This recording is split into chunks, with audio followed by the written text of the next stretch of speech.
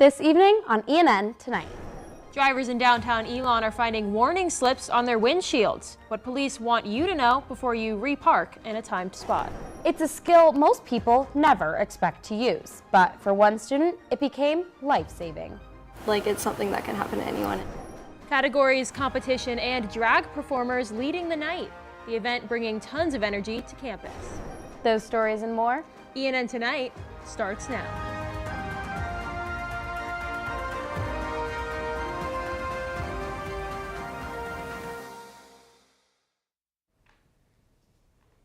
Good evening and thank you for joining us for ENN Tonight. I'm Charlotte Fobby. And I'm Alice Morrissey. Let's dive right into this week's top stories.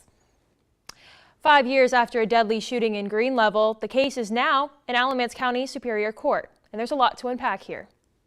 The defendant, Gary Ondead Stepney, is charged with first-degree murder from 2021, and it's a shootout at a trailer park. If convicted, he could face life in prison without parole. Alamance County Sheriff Terry Johnson called it an incident between rival cartels. Stepney is accused of killing Barney Dale Harris, a Union County teacher, and 18-year-old Alonzo Beltran Lara. Stepney's trial began on Wednesday, with witnesses taking the stand. The medical examiner showed the autopsies for Harris and Lara. Harris was shot 10 times, and Lara was shot 3 times. The medical examiner says Lara was shot in close range. Harris was found wearing a bulletproof vest and a mask. Lara was found bound by tape with 3 bullet wounds in the back of his head. They say Stepney, along with Stephen Alexander Stewart Jr. and Harris, planned to rob the home before a shootout broke out. Investigators say more than 1,000 grams of cocaine were found inside the home, which prosecutors say they believe was a stash house. On the stand, Stewart testified he did not know about any plan to rob the house. He said he ran from the scene after seeing Harris and Stepney confront a man inside and later heard gunshots from the woods where he was hiding. The trial is expected to continue throughout the rest of this week. The Alamance County Sheriff's Department needs your help. As of last Saturday, a 16-year-old girl has been missing. Jasmine Savannah Bogart was last seen wearing a black hoodie and a white tank top or a black tank top with gray sweatpants. She's around 5 feet tall, and her last known location was near the Haw River. If you have any information, please call 336-229-7100. Parking regulations in the town of Elon are under close watch by town police. ENN's Abby Gravely has more on what to watch out for. Downtown Elon drivers have been receiving these white slips on their windshields, but they're not parking tickets. They're reminders of the commonly broken parking laws. These notices were given out by Town of Elon Police and show 8 commonly broken laws. Sergeant Scott Swink says that the citations are a way to avoid excessive ticketing. The reminders are more of a courtesy instead of an actual citation, and that way it keeps money in the pockets of the students. One rule was emphasized more than the others. Drivers cannot move parked cars from one space to another within the same block, in timed lots. This rule also goes for cars that leave and come back in the same day, and some students who park there daily find it frustrating. It says that if I go get food and come back and still park in 2-hour parking, I'm still allowed to get a ticket, which I feel is very wrong. Swink says these rules are important to make sure that everyone who wants to park there can. He says that students should plan ahead. Abby Gravely, ENN Tonight. Swink says that drivers who leave and come back may park on a different block without penalty. A powerful piece of American history now stands outside Fire District 28 in Gibsonville. A steel beam that fell from the 78th floor of the Twin Towers in New York City during the September 11, 2001 attacks. The journey of that beam began with Greensboro sculptor Jim Gallucci after receiving rubble from the 9/11 attacks. Gallucci took these materials and created memorials across North Carolina. When those projects were completed, he gave some of the remaining to fire departments throughout the state, including Gibsonville. Gallucci is currently traveling and was unable for an interview with Elon News Network. So we talked to Fire Chief Kenny Apple, who says that the beam serves as a powerful reminder of the lasting impacts of September 11th. That's what everybody's about, is helping people and saving people. And we're grateful to have a part of that, to be able to display out here, because it's not a lot of pieces of it left around, and to be able to display it here, it's a big thing. Apple says the final step in the project will be engraving a plaque onto the beam, marking both the date it fell and the day the station received it. Want to apply to Roberts Academy at Elon, the new school for children who have dyslexia? Look no further. It's now accepting applications for the next academic year. The process to apply starts with a prospective student form. If approved, applicants will be invited to submit an official application. After the application, applicants will be invited for an interview and screening if approved. This four-step process ends with signing forms and paying a deposit. Dean of the School of Education, Ann Bullock, says there's been almost 80 inquiries about the process so far. We've had multiple parents fill it out. We have people at various stages of the process, which is very exciting. We would like more applications and more inquiry forms. Bullock says that in order to apply, your child has to be in 3rd or 4th grade with a primary diagnosis of dyslexia. The time has come. Graduation is right around the corner, and Elon has picked its undergraduate and graduate commencement speakers. For the undergraduate graduation, Wall Street strategist Patricia Walsh Chadwick will be giving the address. Chadwick sits on the Elon Board of Trustees and is a parent of an Elon alum, Jim Chadwick, who graduated in 2016. Chadwick has written 2 books, both about her life experiences. And for the graduate commencement speaker, Elon has asked alumni of 2015, Katie Blunt. Blunt is a reporter for the Wall Street Journal and a Pulitzer Prize finalist. Based in San Francisco, Blunt covers Google and how artificial intelligence is reshaping search engines. One Elon freshman used her CPR training to save another student's life, and now she's speaking out about the importance of those skills. Our Abigail Hines has more. After helping save another student's life with CPR last fall, freshman Nikki Guevara now advocates for everyone to get CPR certified. What if you have a child and they need CPR? What if you have a family member that needs CPR? A friend falls down, someone random falls down, you want to go into medicine. I mean, there's a lot of reasons that you may need CPR, and I think that I would really heavily encourage them to, and also refer them to Red Cross or something like that to go and get certified. Elon sophomore Lucy Sharp says her story shows how unpredictable life can be. It was very odd that it happened to me at 19 years old, but it's something that can happen to anyone, and the most important thing is immediate action. Assistant Director of Facilities and Aquatics Zach Gentz trains all Corey Center staff on CPR. He says consistent training is the best way to be confident in these skills. Are you okay? Are you okay? The best way to prepare is to go through these trainings, constantly study your skills, read through stuff, make sure you're kept up to date with all the recent updates to almost make it a muscle memory instinct rather than hyping yourself up or preparing yourself for that adrenaline rush. Gentz suggests students get familiar with automatic external defibrillators, or AEDs, that are located all over campus. The Pulse Point AED app tells you exactly where machines are, not just at Elon, but everywhere. Abigail Hines, ENN Tonight. Interested in becoming CPR certified can visit theredcross.org and search for classes nearby. And our Mackenzie Cruz is in studio with us this evening to give you a breakdown of the weather for tonight. Mackenzie, what should we expect for the rest of the evening? Thanks, Alice. After a chilly day, it's going to be cool and rainy night. Now for your evening forecast. The sun will set at 6:14 p.m. At 7, it should be about 40 degrees, but the showers and wind gusts will make it feel like 32. 9 and 11 p.m. will cool down to 39 and still be a bit windy with full cloud coverage. That's all for tonight. Back to you guys at the desk. Thanks, Mackenzie. We'll check back in later for the Phoenix 5-day forecast. Up next, a teacher goes beyond the textbook, why he's spent years researching the Israel-Palestine conflict and what he wants students and the community to understand.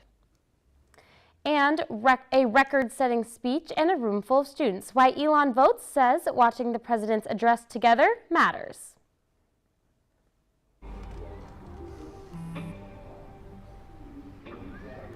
don't know why you're so sad. You've got a roof over your head. You gotta stop with that depression stuff. That's what white people think. You all right? It just feels like it's coming from everywhere. Do you want to talk about it? You can talk to me if you're feeling sad. Whenever you need to talk, I'm here, okay? Whether it's our stories, the warmth of our laugh, or our family's secret sauce, we all bring something different to the table. So make some space. The power of connection is waiting right outside your comfort zone. Learn how you can help strengthen your community at belongingbeginswithus.org/teamup.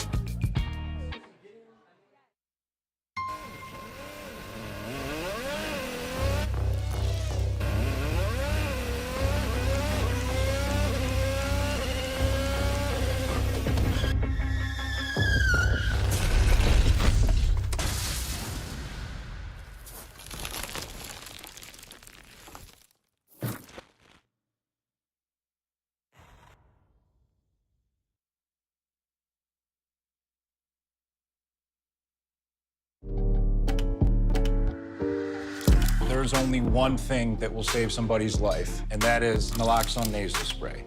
Get 911 on the phone, get the emergency responses there on their way.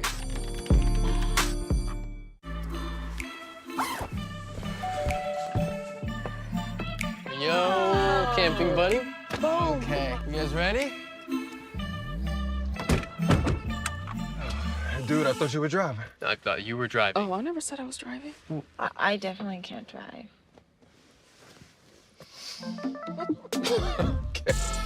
If you're high, just don't drive. It's illegal everywhere. If you feel different, you drive different. Hate is loud, but love is the majority.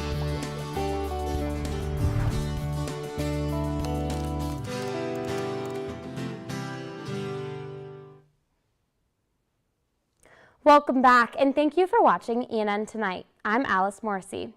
We actually have a live guest in studio with us today. Professor of Sociology Thomas Arcaro, is joining us to talk about some research he did about students' views on the Israel-Palestine war.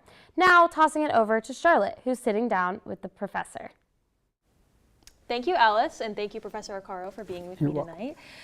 You actually had an article in The Pendulum this past week, and it is about the Israel-Palestine shift in opinions over this past year of Elon's students. Can you tell me a little bit about that study that you conducted? Sure. As a sociologist, I've been doing surveys on various things pretty much my entire career. And when October 7th, 2023 happened, a lot of us began to learn things that we hadn't known in depth before.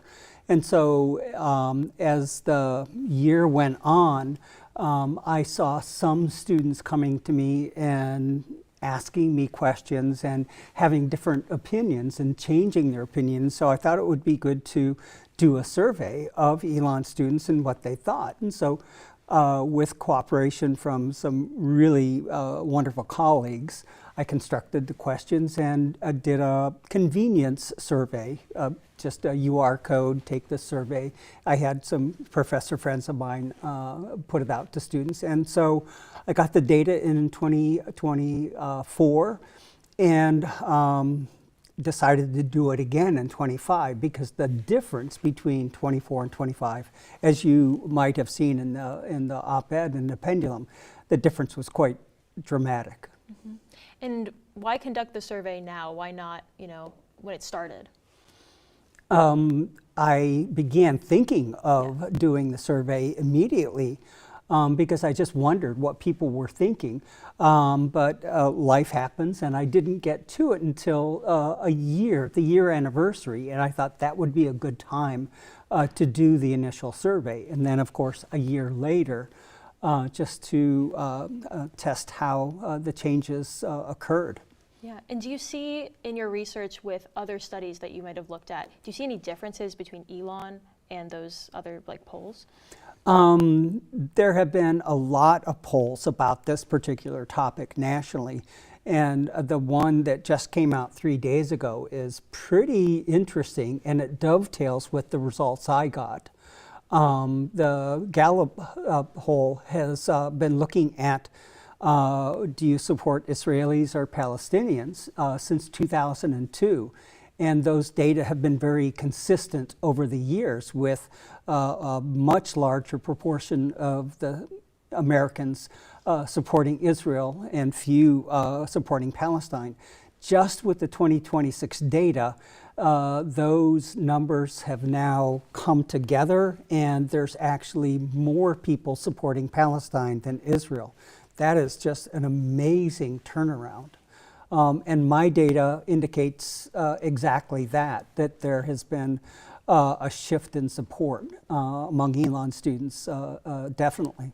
Yeah, that was one of the most significant points in your research. It was that 14.88 point increase yeah, there in was support. A big increase in Palestinians, and it wasn't equal across all demographics, gender and particularly religion, and political view. Those students that were atheistic and more liberal kind of drove the gap. Whereas in 2024, there were a lot of people undecided. I support both sides. What I found in my data is that the middle pretty much collapsed.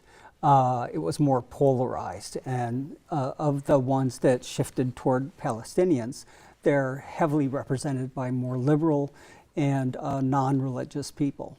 That said, there were some the Jewish numbers did change from a lot of support for Israel to not a great deal, but some increasing support for Palestine. So it's just very fascinating. And I think important. The reason I did the survey was to provide data points for people on campus. This is a very contentious topic. This is very visceral for a lot of people. And I think having data, I'm a sociologist, so of course I think in those terms, having data points to talk about as points of departure for deep conversations is good. So that was the initial impetus behind the survey, is to provide some data for us to look at. Yeah. Well, Professor Arcaro, thank you so much for joining us tonight. If you want to read his op-ed, please check out our pendulum from last week. Thanks, Charlotte. And in other political news, Elon Votes hosted a watch party for President Trump's State of the Union address. Around 15 students gathered in Mosley Center to watch Trump's speech, and it lasted a record 108 minutes, a little over an hour. Trump spent most of his address discussing the economy, immigration, and foreign policy. A co-coordinator for Elon Votes, Jordan Lewis, says the event was designed to help students connect with politics in a low-pressure environment. What really inspired us to do this was just provide an avenue, especially if students maybe didn't have access to television, to just come somewhere and just have the opportunity to see what's going on in the country and hear from our leader and see. Lewis encourages students to attend future Elon Votes events and learn about more current policy discussions. In less than 24 hours, the primary elections will be in full swing. Registered Democrats and Republicans will receive their party's ballots at the polls, but unaffiliated voters will be asked which party ballot they want to cast in the primary. Data from the North Carolina Forward Party shows Democratic registration has dropped about 16% since 2009, while Republican registration has grown roughly 13%, with the GOP projected to overtake Democrats by 2029. Nationally, 43% of U.S. voters identified as independent in 2023. If there's a second primary, voters must choose the same party they selected in the first round. Election Day in Alamance County is tomorrow, and ENN's news editor, Miles Hayford, is in studio to give us a rundown on what we can expect. Miles? Thanks, Charlotte. Early voting has been going on for the past few weeks, but tomorrow there will be 9 total races on the ballot. Voters will be able to cast their ballot for all of them. Voters will only be able to choose the Republican or Democratic ballot. Locally, the big ticket race is the Alamance County Sheriff race. Incumbent Terry Johnson is looking to extend his 24-year career as the sheriff. He's facing his first Republican challenger since 2002. Dana Bird-Pasor and Billy Clayton are vying for the position. Pasor told Elon's news network that she's endorsing Clayton, who's a retired state highway patrol commander. Also on the ballot is the primary race for the highly sought-after U.S. Senate seat. Democrat Roy Cooper and Republican Michael Whatley are widely expected to win their primaries comfortably. However, polls will open at 6:30 a.m. and close at 7:30 p.m. Thanks, Miles. We'll keep a lookout for those results tomorrow. The final score doesn't tell the whole story, how one game at Latham Park kept fans on the edge until the end. I don't think that many kids in my son's school even do it. He makes fun of his friend who vapes. He would never try it. She's into soccer. She's on the honor roll. She's just not the type. No way. No way. No way. No way, my kid would never vape. Get your head out of the cloud. Today, nearly 8,000 kids will start. Maybe even yours. Learn about the dangers at talkaboutvaping.org.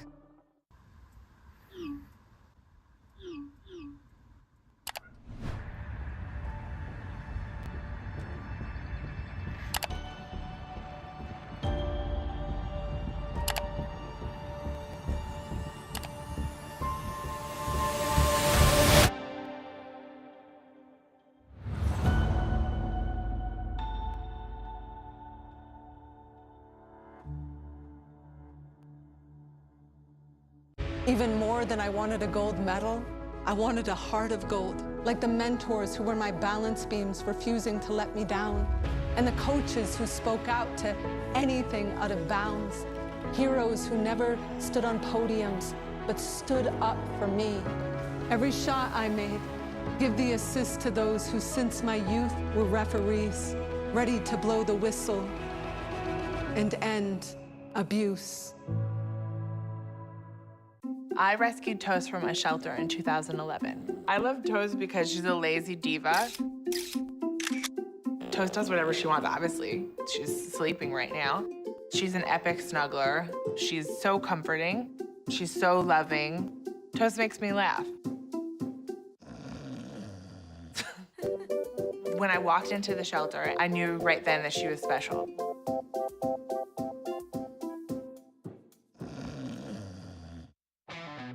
Kudos, Carl. You've always had a need for speed. Racing anything with wheels, speed reading novels in record time, yelling out 3, 2, 1 at every traffic light.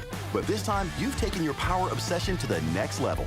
By purchasing this electric vehicle, you've given yourself instant torque that blows your old launch times away, which will keep you saying, "Woo-wee," every time you punch the pedal.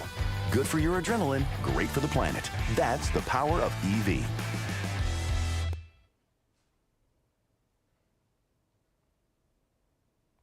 As first pitch was called out at Latham Park, the Elon Phoenix and Fairfield Stags set out for a battle in the final game of their 3-game series. After losing the first 2 games, Fairfield scored early in the first inning off a double into the left field. The Phoenix fought back after a couple of innings and scored 2 runs off a double of their own. Both teams didn't score for an inning until Fairfield hit a home run. The Stags tacked on 3 more runs before the ending of the top of the 9th. Elon scored 2 more runs in the bottom of the 9th, but failed to come back, losing 6-4, but still taking the series 2-1. Elon baseball head coach Mike Kennedy, who did not want to be on camera, says that throughout the game, the team kept on fighting. We got to keep plugging away. We got to keep fighting and give ourselves a chance to stay in the game. So you play all 9 innings, and they all matter. The Phoenix will play again tomorrow at the University of North Carolina Chapel Hill before returning to Elon for a home series against North Carolina A&T over the weekend. Elon Thon served up some fun this weekend with their pickleball tournament, combining fun with a good cause. Paying just $10 to compete, all proceeds go to support Children's Miracle Network, partnering with Duke Children's Hospital. Though competition was fierce, there was a strong sense of community throughout the event. Andrea Perez, Elon Thon Vice President of Operations, said the event is a great way to get out of the Elon bubble and make an impact. I think that it's a great way to get out of the Elon bubble and have a connection with our actual community, because Duke Children's Hospital is right nearby, and there are a bunch of families who go there and are going through these things that we are really not aware of. So I think coming to our events, supporting and fundraising and raising awareness allows us to connect to our greater community. Elon Thon will continue hosting events this semester, including its annual dance marathon scheduled for April 11th. With community and passion, Elon's Gender and LGBTQIA Center, along with Late Night Elon, came together for Elon's 5th annual Kiki Ball celebration. ENN's Nora Wolf has more on all the action. The College Street Tap House was vibrant and bright at Kiki Ball. But what exactly is a Kiki Ball? It's a less intensive version to a major ballroom competition. Elon alum David Carter was excited to see the event come together. Well, it's certainly different than when I was at Elon. I graduated in '92, and we had nothing like this, so it's really wonderful to see. This year's theme was Diamond Dust, and participants brought their own flair to the celebration. Expressions filled the room, and the competition was organized into 4 categories. Elon sophomore and first-time attendee, Reese Kimball, says the event speaks volumes about a broader cultural impact. I'm from North Carolina, and this is not a particularly safe state for queer people, and so having spaces like this where you can feel like you're really safe is important. As the night ended, the energy lingered. Students stayed, dancing to the music even after the performances ended. Nora Wolf, ENN Tonight. The event was created at Elon in 2021 by 2 graduate students, Jamie Wire and Marjay Jackson, and the annual Kiki Ball celebration has continued each year ever since. Has spring sprung? Find out more with your Phoenix 5-day forecast after the break. Hear that? That's the sound of your life. Perfectly imperfect. But every time you drive after drinking, the music gets drowned out. Your life sounds pretty great. Don't let a buzz ruin it. Buzzed driving is drunk driving. Don't drive buzzed. In 4 days. There was an old woman who lived in a shoe. She had so many children. She didn't know what to do.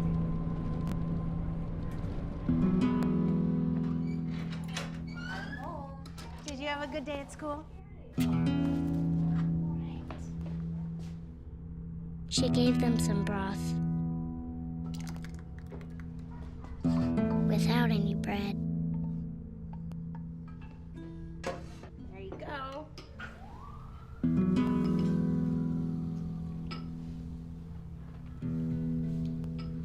And kissed them all soundly. Night night. Good night. And put them to bed. Hunger is a story we can end. End it at feedingamerica.org. Women are bad with money. That's what the world's been saying for centuries. But now we've got something to say. Save it. It's time to save ourselves by saving our money. Until we're no longer 80% more likely than men to live in poverty in retirement. Save it. The falsehoods, the feelings of fault. Then, the funds. Learn how to save for your retirement at wesaysaveit.org. I've always been told I gotta be strong. Thick skin, tough as nails. But to be everything for everybody, it wears on you. Black don't crack, they say. But it can. We all can. Reach out to a friend if you see them going through it. No matter who you are, being vulnerable is what makes us whole. Learn how to help at seizetheawkward.org. Well, that's all the news we have for you this evening. We apologize about not getting to the weather, but it'll be pretty warm this week. You can find us at Elon News Network on all social media platforms for stories, sports, and more. And make sure to follow us on social media at Elon News Network. Have a great night, Elon.